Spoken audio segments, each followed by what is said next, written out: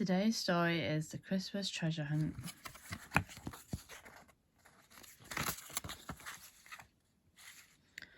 It was just before Christmas and Ariel and her husband, Prince Eric, were walking on the beach. Suddenly, Eric's dog, Max, ran up to them. He was carrying a waterlogged boot. "I've been searching for that boot for months," cried Eric. It looked like Eric needed a new pair of boots. Ariel decided to get him some for Christmas, but she only had a few days to think of gifts for everyone else. Ariel and Eric returned to the castle. As soon as they stepped inside, Carlotta, the housekeeper, announced it was time for tea.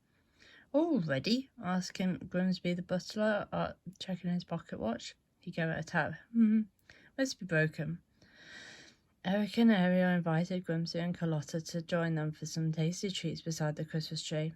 "Isn't the tree beautiful?" Ariel remarked. "Carlotta suggested we use red and gold decorations this year." "Why, thank you," Carlotta replied. "Those are my favourite colours."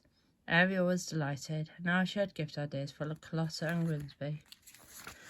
The next day, Ariel went into town to do her Christmas shopping. There she found the perfect pair of boots for Eric. For a special surprise, she also got a bottle with a tiny ship built inside. It reminded Ariel of the first time she met Eric, beside his ship. Then she chose a shiny pocket watch for Grimsby and a gold necklace with a ruby pendant for Carlotta. For Max, Ariel stopped at the butcher shop and got the biggest dough she could find.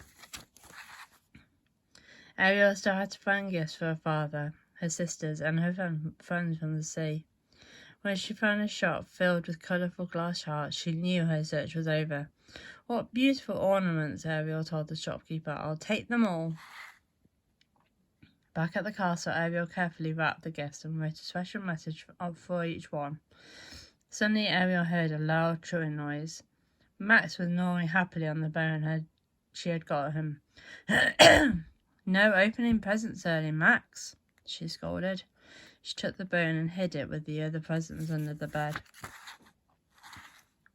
On Christmas morning, everyone at the castle shared a festive breakfast. Afterwards, Ariel went to her room to get everyone's presents. When she looked under her bed, all the gifts were gone.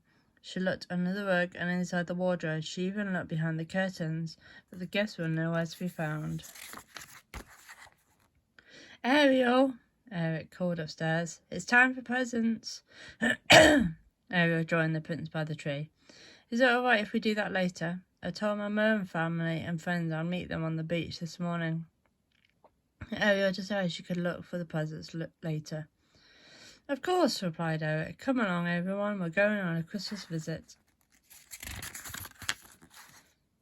Ariel's friends, Flounder, Sebastian and Scuttle, were waiting on the beach. Scuttle the seagull handed Ariel a small chest. "We thought these watch-a-mo jingles would come in handy." Ariel opened the lid and saw the sorts of treasures she had loved to collect when she was a mermaid. There was a bent fork and a cracked mirror. "Thank you," Ariel exclaimed happily. "We all helped find them," Flounder said proudly.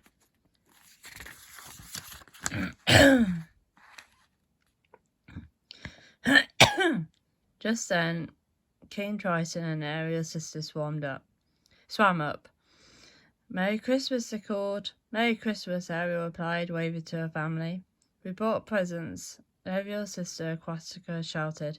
"Oh, thank you," Ariel exclaimed. "I have gifts for you too, except—" "Woof, woof," Max barked. The dog ran up, holding a boot. "Your presents," Ariel said to Eric. Now she knew where the missing gifts were. Max had buried them on the beach. Ariel thought quickly. "Surprise, everyone, we're going on a Christmas gift treasure hunt." "Ariel, you are amazing," Eric said. "Only you could turn Christmas into a new adventure."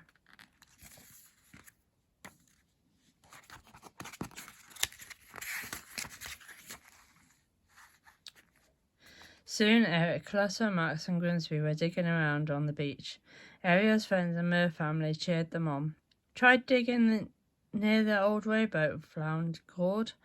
Or near the sandcastle," Aquatica shouted.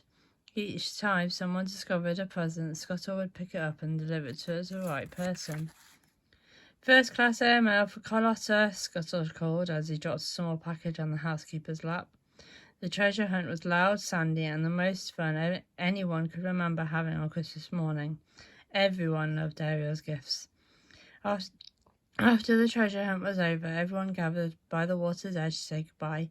Merry Christmas, they called to each other as Ariel and Eric headed back to the castle.